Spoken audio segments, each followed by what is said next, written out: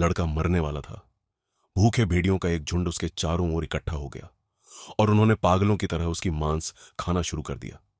लेकिन ठीक उसी समय जब भेड़िए खा रहे थे, एक आंख वाला बाघ धीरे धीरे वहां आ पहुंचा। भेड़िए तुरंत डर के मारे पीछे हट गए।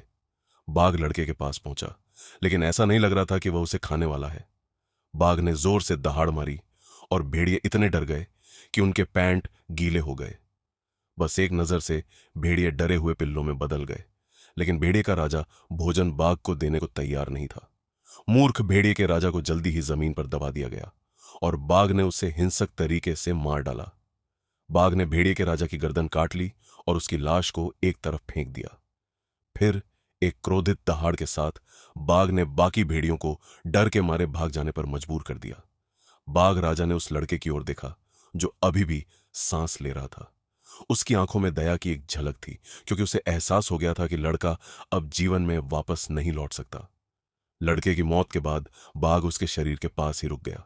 उसने प्यार से लड़के के चेहरे को चाटा और फिर सिर पीछे की ओर झुकाकर एक दर्द भरी विलाप भरी चीख निकाली। बाघ ने ऐसा इसलिए किया क्योंकि वह लड़के के पिता का एहसान चुकाना चाहता था, जिसने उसे पहले नहीं मारा था। अगले दिन लड़के के पिता जैक बेहद दुखी थे, क्योंकि उन्हें अपना बेटा नहीं मिल रहा था। लेकिन अचानक उन्हें कुछ महसूस हुआ। जब उन्होंने पीछे मुड़कर देखा तो उन्होंने देखा कि बाघ उनके बेटे का शरीर लेकर आ रहा है। कई सालों के बाद आदमी और बाघ फिर से मिले, लेकिन उनकी दुखद नियतियां एक जैसी ही रहीं। अब बाघ और जैक दोनों अकेले रह गए थे। जैक ने अपने बेटे का शरीर गोद में लिया और वेदना में रो पड़े, जबकि बाघ अपनी गुफा में लौट गया और अपने दो शावकों की लाशों की रखवाली करने लगा।